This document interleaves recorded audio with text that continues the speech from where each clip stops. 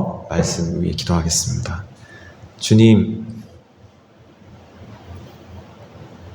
주님의 자녀들이 모인 곳입니다. 주께서 말씀해 주시고 주님이 영광 받으시는 시간 되도록 이 시간을 축복해 주옵소서. 예수님 이름으로 기도합니다.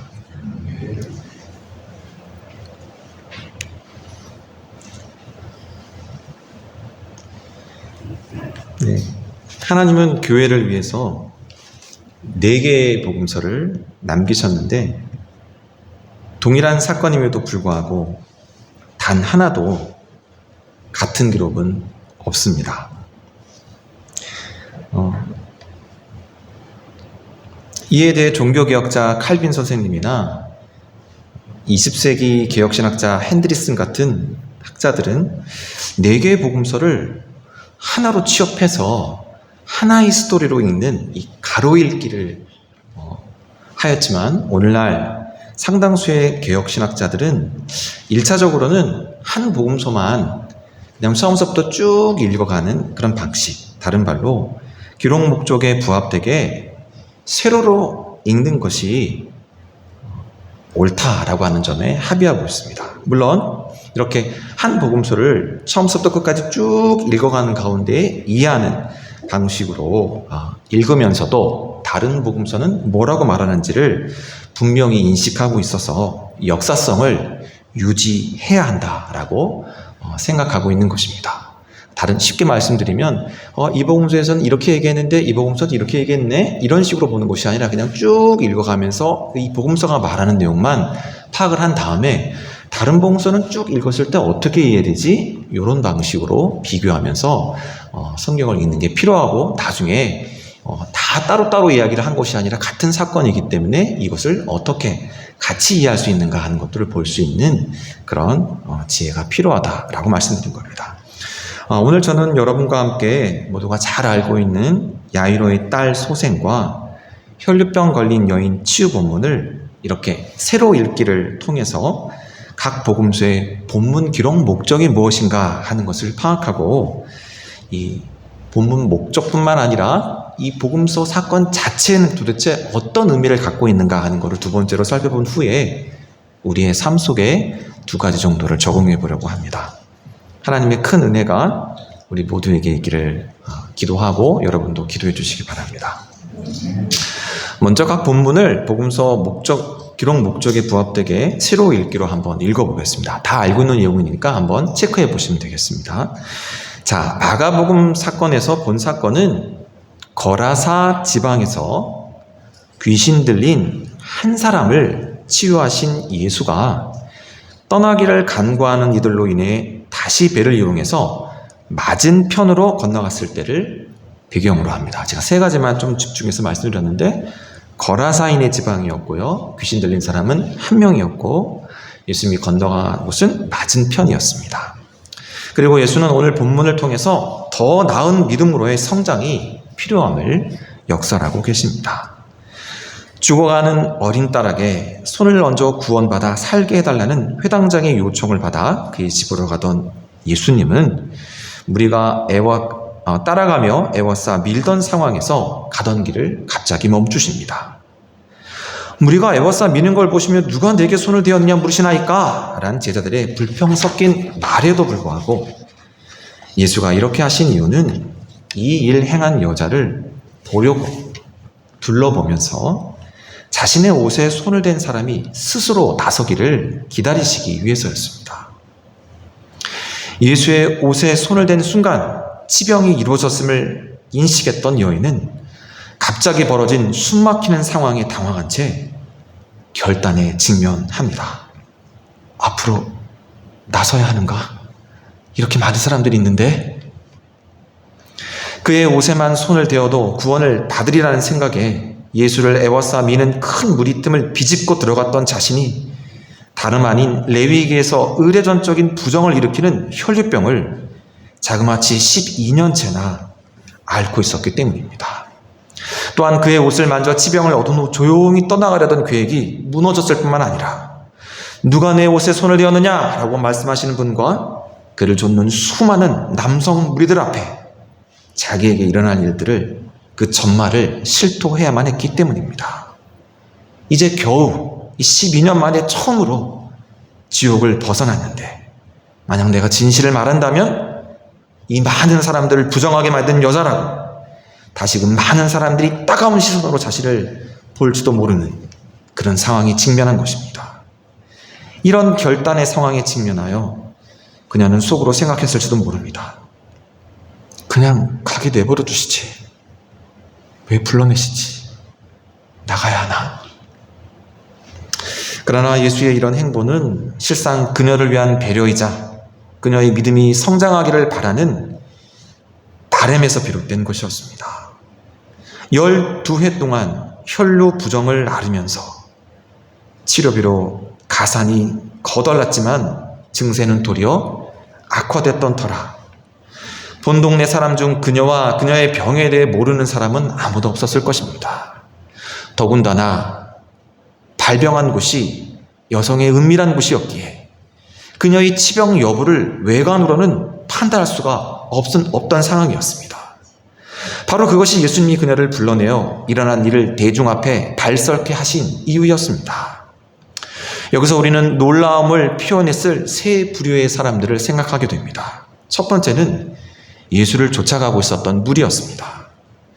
여인이 두려워하며 떨며 와서 그 앞에 모든 사실을 말하자 따르던 무리는 그들 사이를 비집고 예수께 나아갔던 자가 그 혈루증 앓는 여자였다는 사실, 그리고 12년 동안이나 지속되었던 병이 나았다는 발언에 깜짝 놀랐을 것입니다.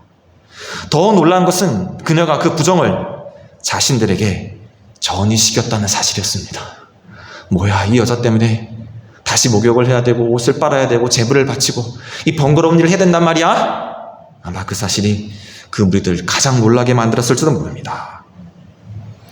그냥 가도록 내버려두지 않고 불러내서 그 많은 사람들의 무서운 눈초리를 적나라하게 받아야 했던 그 당혹스러운 순간이 실상은 그녀를 배척했던 사회에 바로 복귀할 수 있게 하신 예수의 배려였다는 사실을 알게 되었을 때, 두 번째로 그 여자 자신이 놀랐을 것입니다.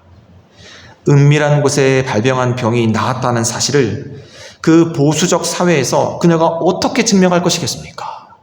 자그마치 12년 동안이나 그 병이 떨어지지 않았기 때문에 그 여자가 지나가면 수식어가 딱 붙습니다. 혈루증, 부정한 년. 이 수식어를 남성과의 대화 자체가 불가능한 사회에서 어떻게 그 여자가 증명해 내겠습니까?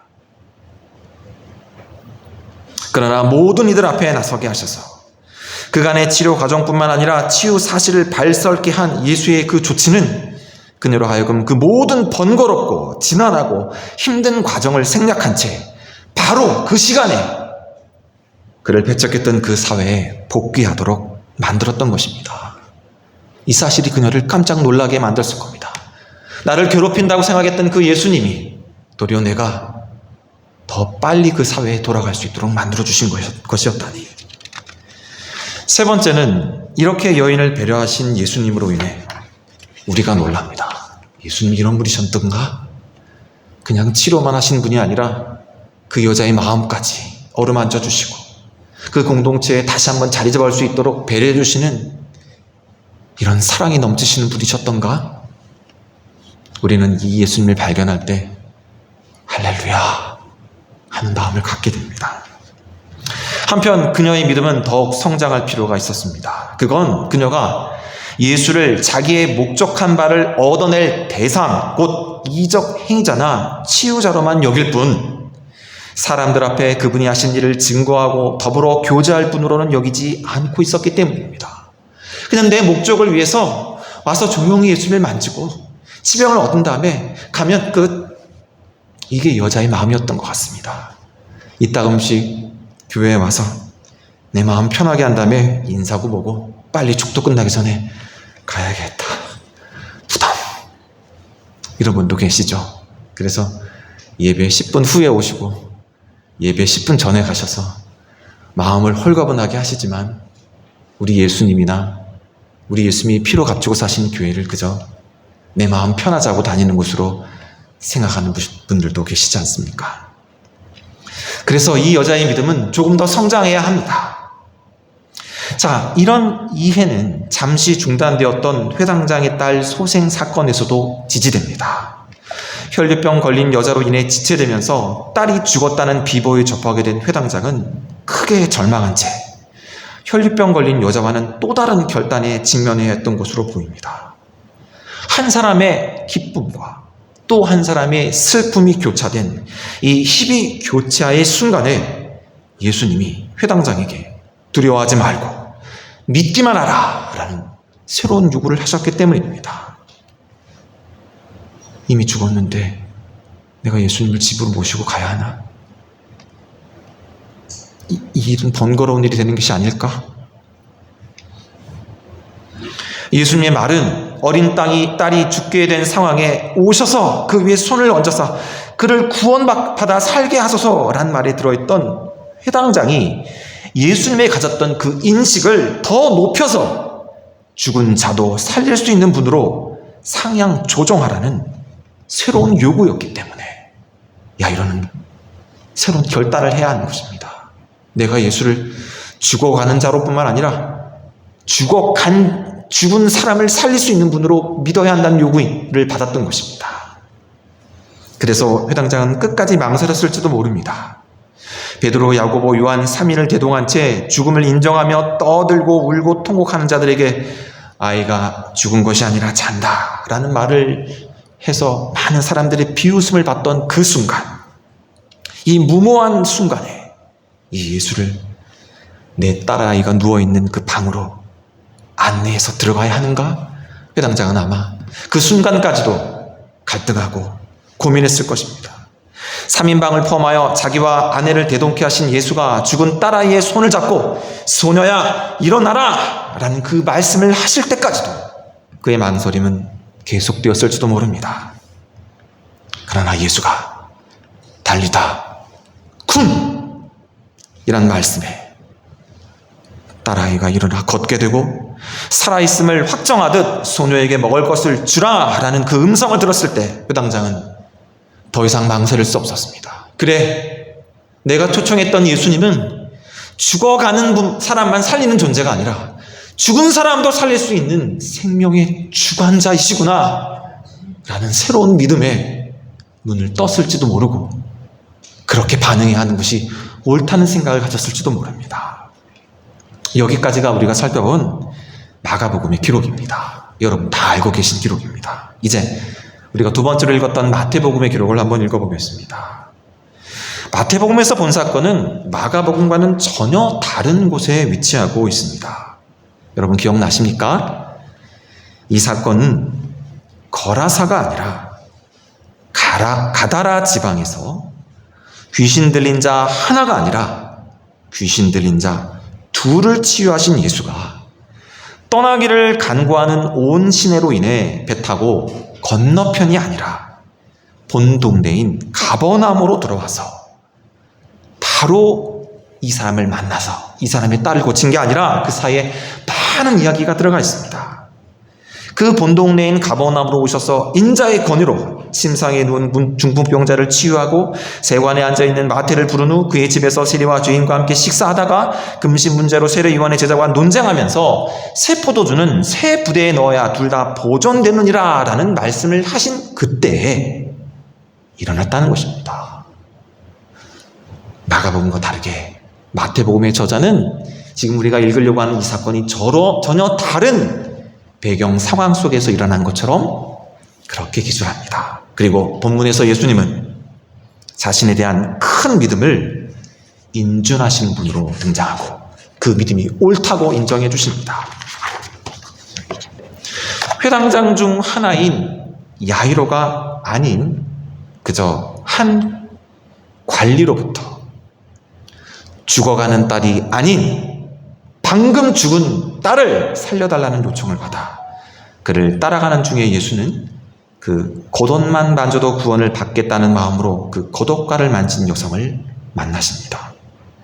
마가복음처럼 큰 무리가 그에게 모이거나 그 큰 무리가 따라가며 애워싸 밀던 상황이 아니라 한 관리와 제자들만 동행하던 상황에서 누가 내 옷에 손을 대었느냐? 란 예수의 질문도 무리가 에워싸 미는 것을 보시면 누가 내게 손을 대었느냐 물으시나이까? 라는 질척 섞인 제자들의 반문도, 스스로 나서기를 바라며 그 일 행한 여자를 둘러보시는 행동도 없이 예수는 그저 돌이켜서 그녀를 보시며 이렇게 말씀하십니다. 딸아, 안심하라. 내 믿음이 너를 구원하였다. 여러분, 이 복음에서 여자는 앞으로 등장하지 않습니다. 자신의 과거의 행적을 밝히지 않습니다. 직업비를 다 소진했다는 거, 더 악화됐다는 거, 그러나 아무런 소망이 없었지만 마음속으로 이렇게 생각했다는 거, 아무런 얘기도 없습니다. 예수님은 그저 돌이켜서 그녀에게 이렇게 말씀하셨던 것입니다. 딸아, 안심하라. 그러자 여자가 그 즉시로 구원을 받게 되었다고 마태는 기록합니다.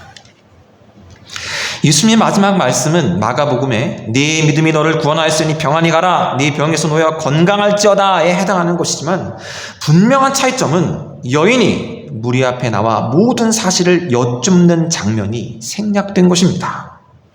그 결과 그녀를 더 큰 믿음으로 초대할 필요가 없어졌습니다.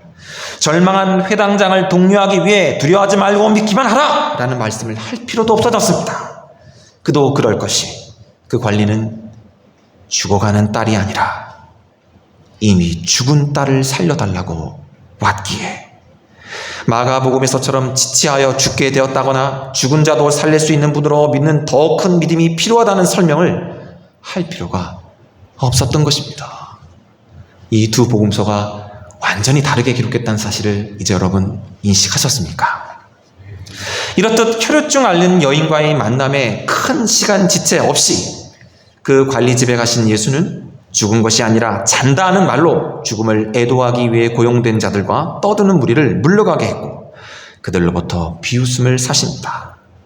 그들을 내보낸 후 마태는 예수께서 누구와 함께 어디로 들어갔으며 그 여아에게 뭐라고 말했는지에 대한 언급 없이 죽은 소녀의 손을 잡아 일으켰고, 그 소문이 그 온 땅에 퍼졌다고만 마태는 기록하고 있습니다. 달다쿵? 먹을 걸 줘라? 아무런 얘기도 없습니다. 그저 그의 손을 잡고 일으켰다는 겁니다. 나았다는 얘기도 없지만 정황으로 봤을 땐 소문이 퍼졌기 때문에 분명히 나은 것 같습니다. 여러분, 이렇듯 두 복음은 분명한 차이를 보이는데, 이는 마가복음이 믿음의 성장이 필요한 상황을 염두에 두고 기록되었고, 마태복음이 큰 믿음을 가진 이들을 인준하는 상황을 염두에 두고 기록되었기 때문입니다. 여러분, 독특하게도 예수 사역의 의미를 깨닫고 예수님을 하나님의 아들로 아는 이가 마가복음에는 로마의 백부장을 제외한 귀신밖에 없습니다. 예수님의 제자들조차도 예수가 하나님의 아들이라는 사실을 인식하지 못하는 것으로 언급되어 있습니다. 바로 이런 마가복음에서 그를 좇는 이들의 믿음이 성장이 필요하다고 말하는 것, 너무나 적절한 편 아니겠습니까? 한편 유대인 제자들이 마태복음에서는 믿음이 적은 자라는 평가를 받고 있습니다. 여러분, 올리고당 들어보셨죠? 그 올리고란 말이 적다란 뜻입니다. 올리고 당은 당이 적다란 뜻입니다. 여러분, 메가폰 들어보셨죠? 메가라고 하니 헬라어로 크다는 뜻입니다. 폰은 소리예요. 크게 소리를 낸다. 예수님은 너희 믿음이 올리고 피스티스다. 너희 믿음이 메가 피스티스다. 이렇게 말씀하시면서 큰 믿음과 작은 믿음을 마태복음에서 강조하고 있는데, 유대인 제자들이 믿음이 적은 자로 불리고 비유대인이었던 이방인 백부장과 그들에 의해 소외당했던 세리, 죄인, 창녀들의 믿음이 크다고 칭찬받는 것을 기록한 마태복음에서 이미 죽은 딸을 살려달라고 말하고 큰 믿음으로 예수의 옷에 손을 댄 여인에게 안심하라, 내 믿음이 너를 구원하였다 라고 그들의 믿음을 확증하는 것으로 기술하고 있는 거, 너무나 적절한 편 아니었을까요, 여러분? 마가복음의 공동체가 갖고 있는 필요를 채우기 위해, 그리고 마태복음의 공동체가 갖고 있는 그 필요를 채우기 위해 복음서 기자들은 동일한 하나님의 말씀을 그들의 적정한 강조점을 통해 강조하고 교훈하고 있었던 것입니다. 그러나 이러한 이런 차이점과 강조점에도 불구하고 두 복음서가 동일한 사건의 신학적 의미를 갖고 있다는 것, 동일한 의미를 갖고 있다는 사실을 우리는 인식해야 합니다. 그런데 그게 좀 생소합니다. 곧 이스라엘의 포로기가 끝나고 예수와 더불어 하나님의 나라가 도래했다는 것입니다. 뭐라고요? 이 사건의 의미가 포로기가 끝나고 하나님이 나라가 도래했다는 것을 보여주는 것이라고요? 전혀 생소한데요? 아마 이런 생각이 들었을 것입니다.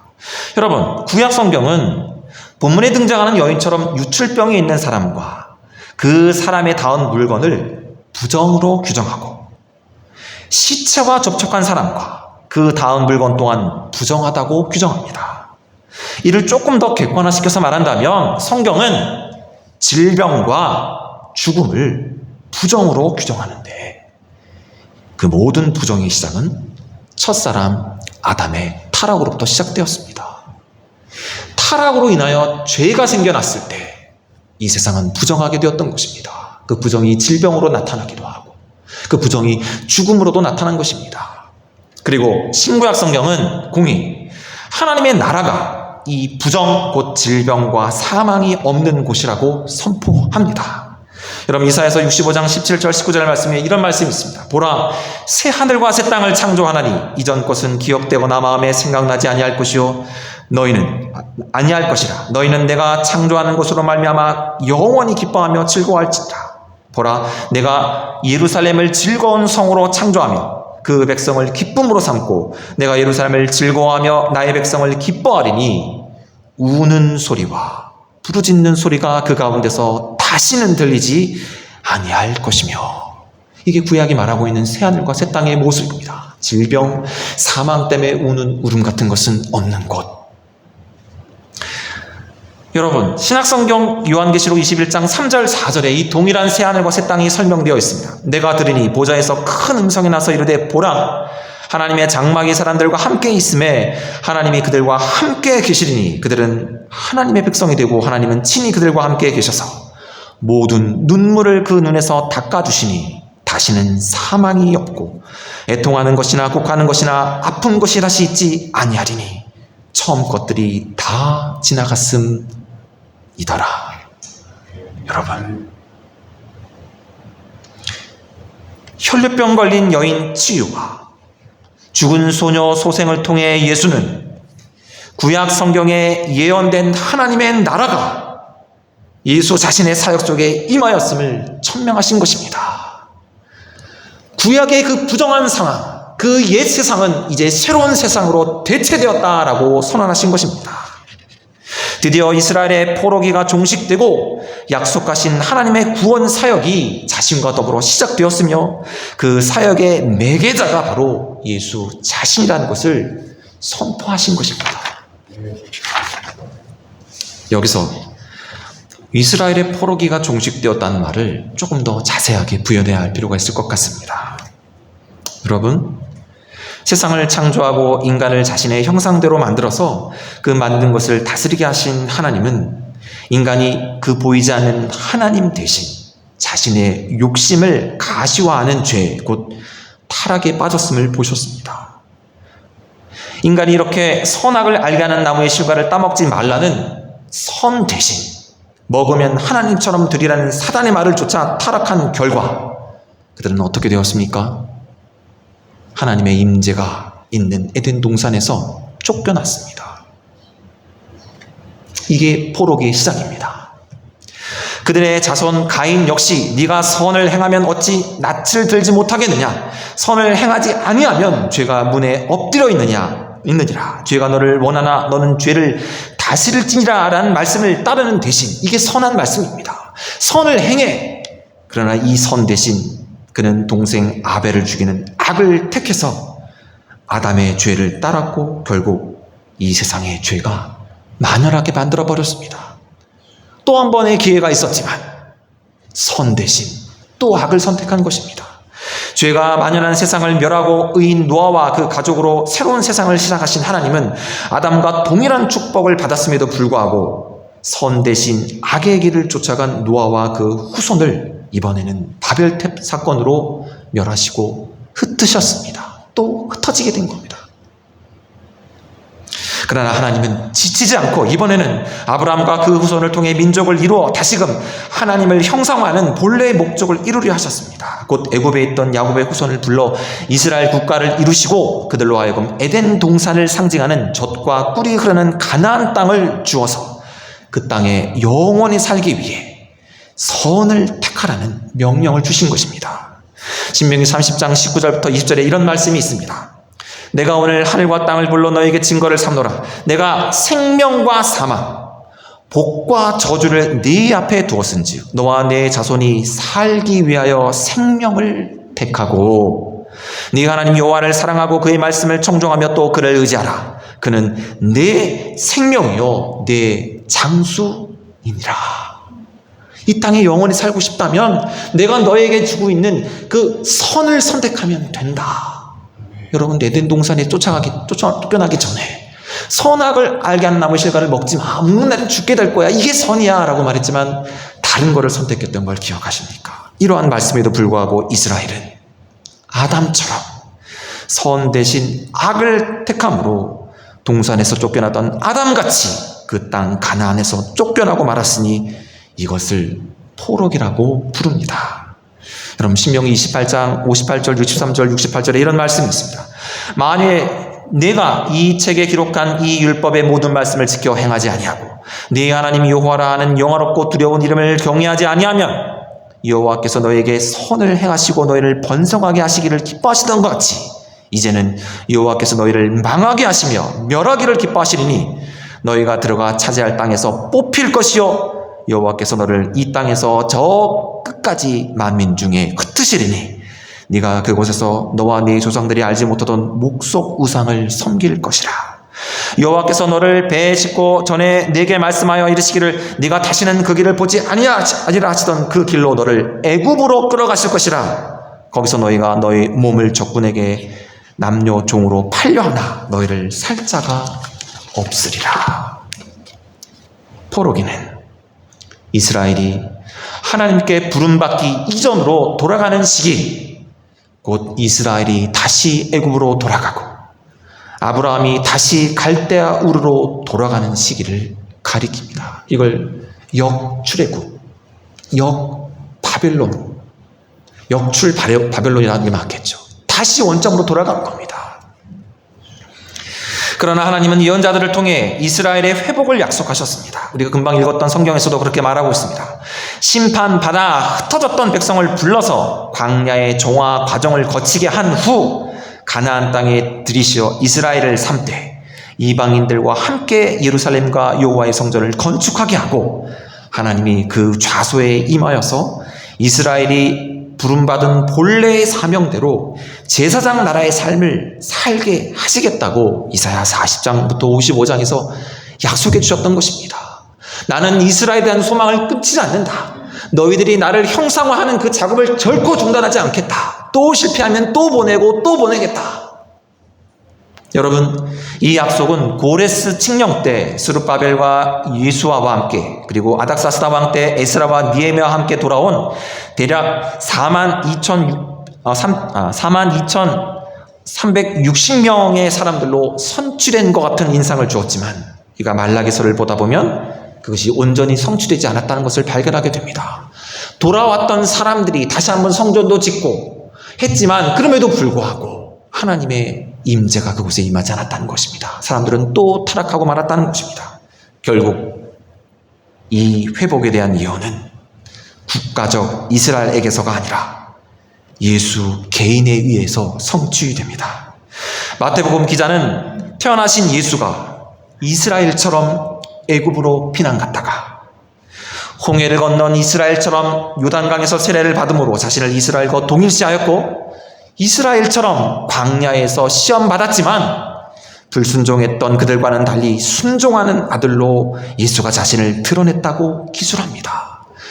과거 이스라엘이 실패했던 그 실패를 예수님은 그대로 순종하신 모습으로 성공했다는 것입니다. 예수 자신이 이스라엘이 되어 이스라엘의 사명을 온전히 이루신 것입니다.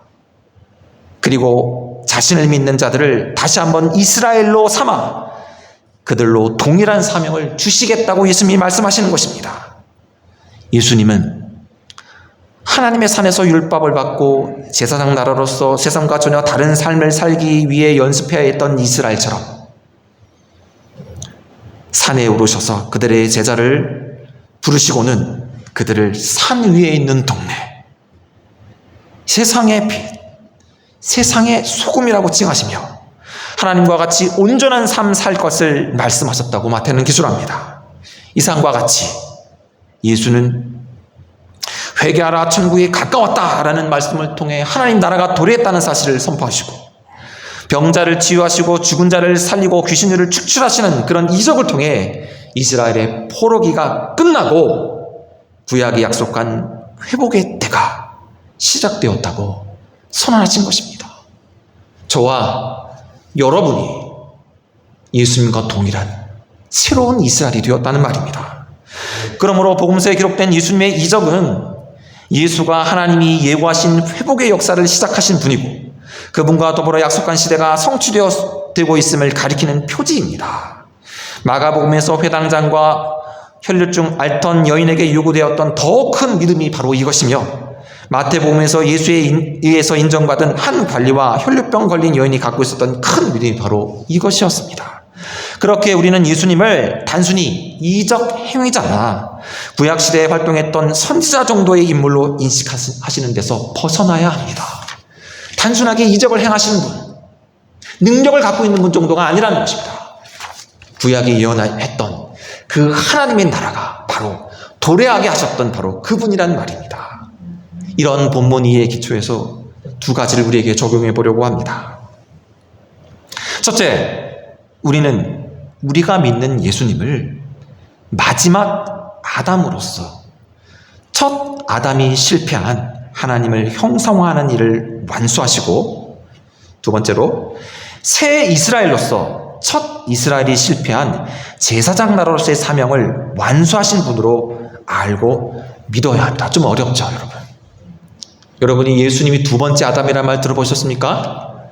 들어봤다고 하셔야지 말이 되는데 네, 그렇다고 해주십시오. 성경에 이렇게 기록되어 있습니다. 기록된 바 첫사람 아담은 생명이 되었다 함과 같이 마지막 아담은 살려주는 영이 되었나니 우리 예수님이 바로 이 마지막 아담이십니다.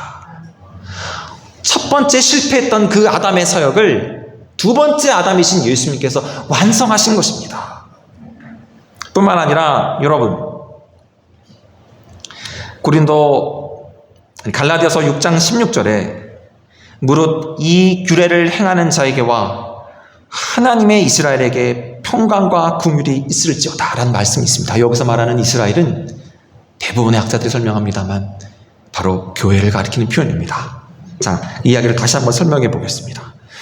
예수님은 첫 번째 아담의 실패를 두 번째 아담으로 오셔서 바꾸신 분이십니다. 그리고 첫 번째 이스라엘에게 주어졌던 제사장 나라에서의 실패한 그 사명을 완수하시기 위해서 오신 새로운 이스라엘이십니다. 우리는 그렇게 예수님을 믿어야 한다는 것입니다. 또한 그를 믿음으로 그 안에서 우리 역시 새로운 피조물이자 새 이스라엘로서 제사장 나라의 삶을 살도록 초대받은 사람들입니다. 우리에 대한 인식을 바꿔야 한다는 것입니다. 예수님에 대한 인식도 바꿔야 되지만 우리 자신에 대한 인식도 바꿔야 됩니다. 여러분 이런 말 들어보셨습니까?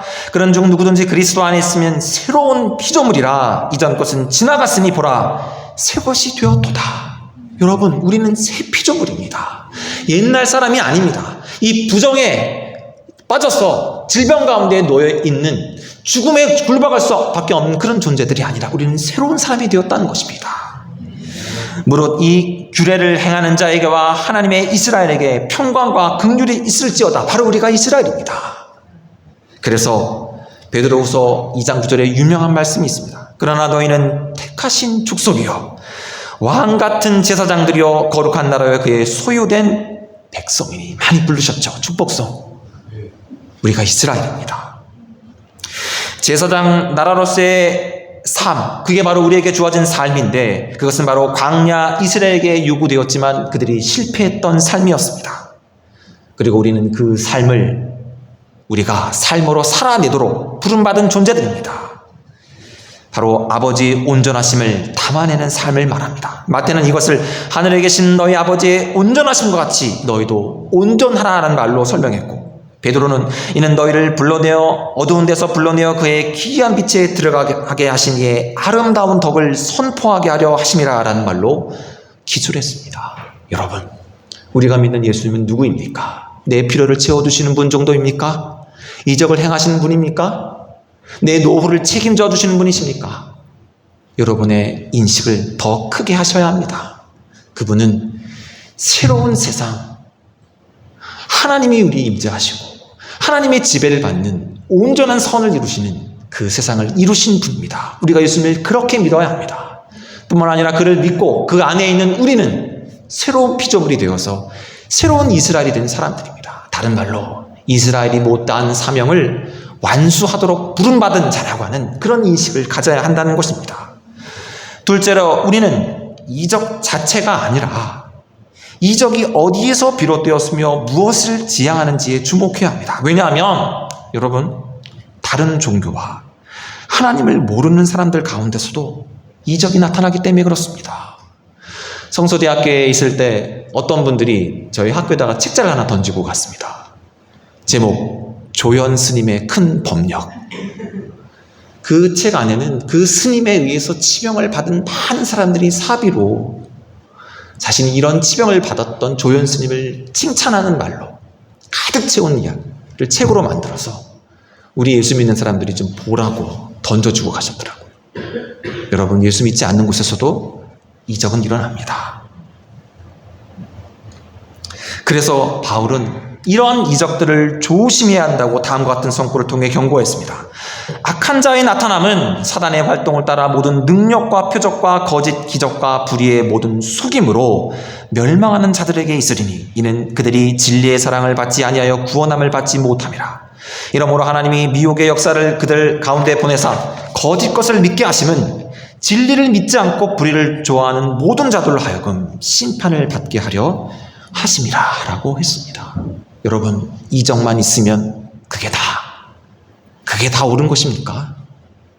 조심하셔야 됩니다. 여러분, 이제 결론의 말씀을 드리려고 합니다. 우리는 세로 읽기를 통해서 한 복음서를 처음부터 끝까지 쭉 읽는 이 세로 읽기를 통해 회당장의 딸 소생 사건과 혈류병 걸린 여인 치유 사건을 살펴보았습니다. 마가복음은 믿음의 성장을 염두에 둔 기록을 하였으니 아무런 인격적 교제도 없이 예수를 그저 치병의 수단으로만 취급하던 자가 대중 앞에 나서서 그가 하신 일을 고백하고 그와 인격적 교제를 나누는 자가 될 것을 권면하고, 예수님을 죽어가는 자를 치유할 수 있는 분으로 뿐만 아니라 죽은 자도 살릴 수 있는 생명의 주관자로 믿을 것을 권면하고 있습니다. 그것이 마가복음이 기록하는 방식입니다. 한편 마태복음은 역설을 주목해 하려는 듯 제자들을 포함한 유대인들은 믿음이 적은 자로 분류되었지만 그들에 의해 멸시되거나 무시되었던 사람들은 도리어 큰 믿음 있는 자로 드러나는 사실을 보여주고 있습니다. 정말 예수를 잘 믿을 것 같았던 바리새인, 서기관, 사두기 같은 사람들은 길가에 뿌려진 씨처럼 그 어느 누구도 예수님을 영접하지 않았습니다. 하지만 전혀 예수님을 영접하지 않을 거라고 기도되었던 세리, 창녀, 이방인들은 좋은 밭에 뿌려진 씨처럼 그 말씀을 먹었을 뿐만 아니라 30배, 60배, 100배의 결실을 얻었던 것입니다. 우리는 그 누구도 사람을 판단할 수 없습니다. 그 속엔 하나님 나라에는 역설이 있기 때문에 그렇습니다. 이러한 차이점에도 불구하고 우리는 이것이 동일한 사건의 다른 기록임을 반드시 인식해야 합니다. 또한 성경 말씀을 읽을 때 우리는 그 신학적 의미에 주목해야만 합니다. 그렇지 않을 때 우리는 여러 종교에 존재하는 이적 행위자 중에 하나의 불가분으로 예수님을 인식하고 말 것입니다. 다른 종교에도 여러분 이적이 있습니다. 부정할 수 없습니다. 하나님의 자연 은총에 의해서 그런 이적들을 베풀어 주십니다. 물론 아까 우리가 읽었던 손구처럼 사단도 하늘에서 불이 내려오게 할 수 있다는 요한계시록의 말씀도 있지 않습니까? 그렇기 때문에 우리는 이적 자체에 환호하는 것이 아니라 그 이적이 구약 성경에서 예고하신 그 하나님의 구속의 때가 도래했다는 표적인가 아닌가를 구별해야 하는 것입니다. 예수가 행하신 이적은 하나님이 구약 성경을 통해 예고하신 구속의 때가 도래했음을 보여준 것입니다. 단순히 아픈 것과 죽음이 없는 유토피아의 도래가 아니라 부정함으로 점철된 포로기가 종식되고 드디어 정결과 순결로 가득한 새 하늘과 새 땅이 도래했다는 것을 보여준 표지로 읽어내야 합니다. 만약 그렇다면 내 병이 다 낫지 않아도, 내가 다 건강하지 않아도, 죽은 자가 다 살아나지 않아도 우리는 감사할 수 있습니다. 예수가 부정한 세상을 회복시키게 오신 마지막 아담이자 새 이스라엘임을 믿는 우리는 그분이 시작하고 우리에게 위임한 세상의 빛과 소금과 산 위의 동네로서의 삶을 온전히 살아내야만 합니다. 무엇보다도 마가복음이 말하는 것처럼 부족한 우리의 믿음의 성장을 도모하기 위해 더 말씀을 배우고 더 말씀을 묵상하고 또한 마태복음이 말하는 것처럼 하나님께, 예수님께 큰 믿음을 가진 자로 인정받도록 노력하고 하나님께 매달리고 그분의 은총을 구하는 저희 모두가 되어야 하겠습니다. 기도하겠습니다.